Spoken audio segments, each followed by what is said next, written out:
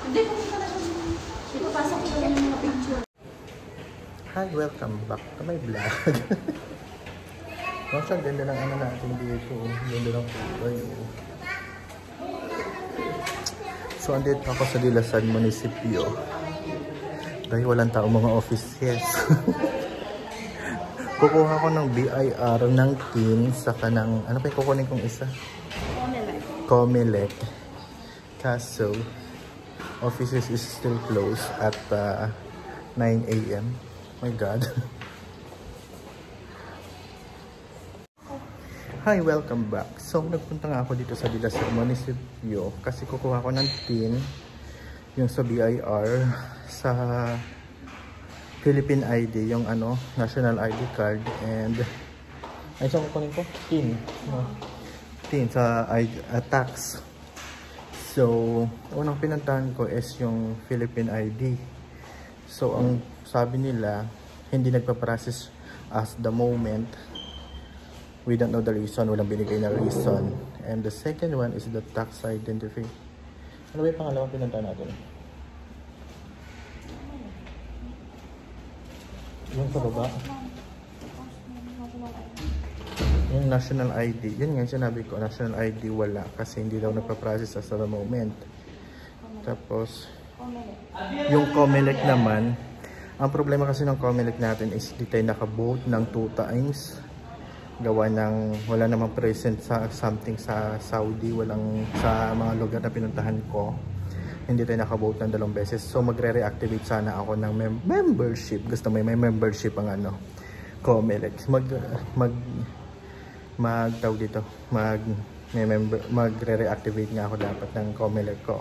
So ang problema ng Comelec is may time ang registration, reactivation ng pagiging butante. So hindi rin tayo nakapunta ng ano, butante. So the last one is yung tax identification number. Akala ko makakakuha dito.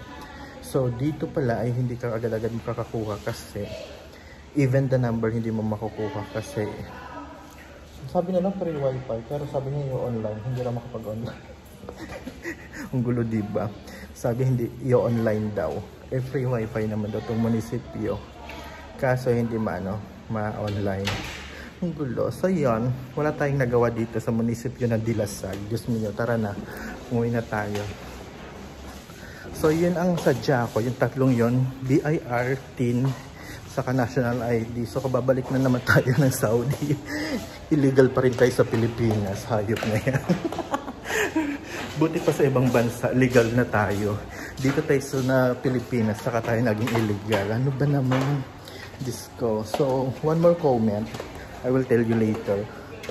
Kasi, basta, chika-chika lang. So, ayun, yun lang yung sadya namin dito.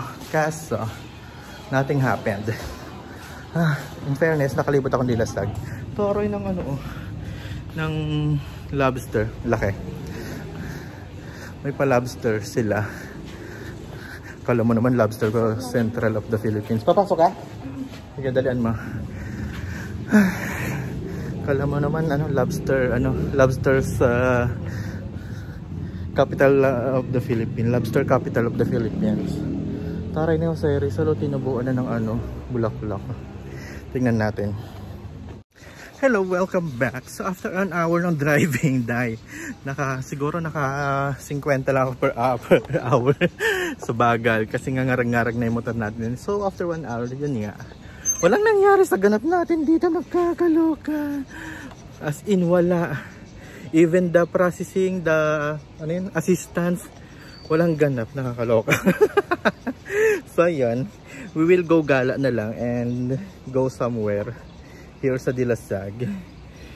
We'll visit some may gala tayo today. Ha?